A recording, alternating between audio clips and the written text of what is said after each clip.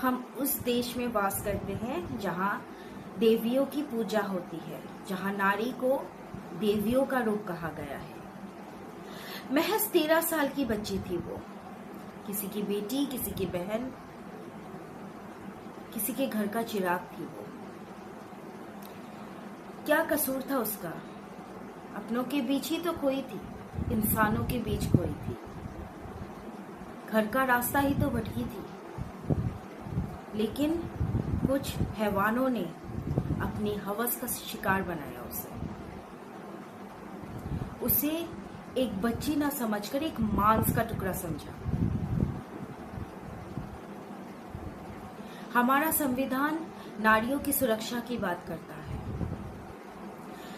कहाँ था वो लॉ एंड ऑर्डर जब उस बच्ची के सपनों को रौंदा गया?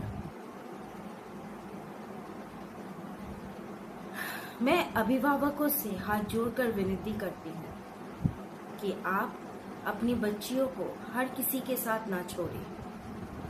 वो कहाँ किस माहौल में है, उस बात की पुष्टि करें। अगर उसे किसी के घर भेज रहे हैं तो उस घर का माहौल कैसा है, वहाँ कैसे लोगों का आना जाना है, इस बात का ध्यान दें। वो सिर्फ आपकी बच्ची नहीं, वो देश का भविष्य है। वही बच्चियां बड़ी होकर पायलट, डॉक्टर, इंजीनियर, सीए या फिर आईएएस बनेंगी।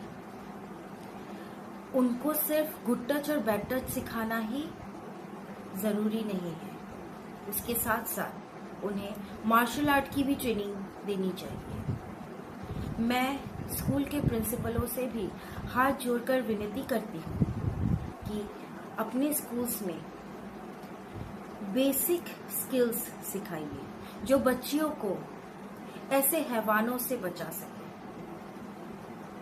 बच्चियां अपनी सुरक्षा खुद कर सके।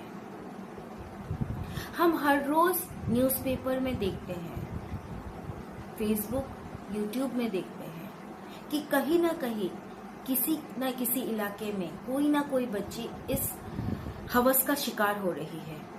हम कब तक डिजिटल प्रोटेस्ट और कैंडल मार्च तक अपने आप को सीमित रखेंगे?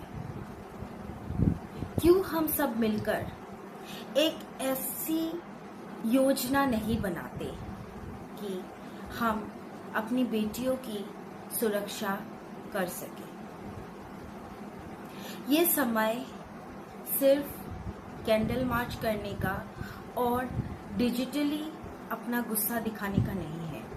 अब वक्त आ गया है कि हम सब मिलकर ऐसे लोगों से अपनी बेटियों को बचाएं, अवेयरनेस क्रिएट करें कि वो अपने आप को कैसे बचा सके, किन लोगों से उन्हें सतर्क रहने की जरूरत है।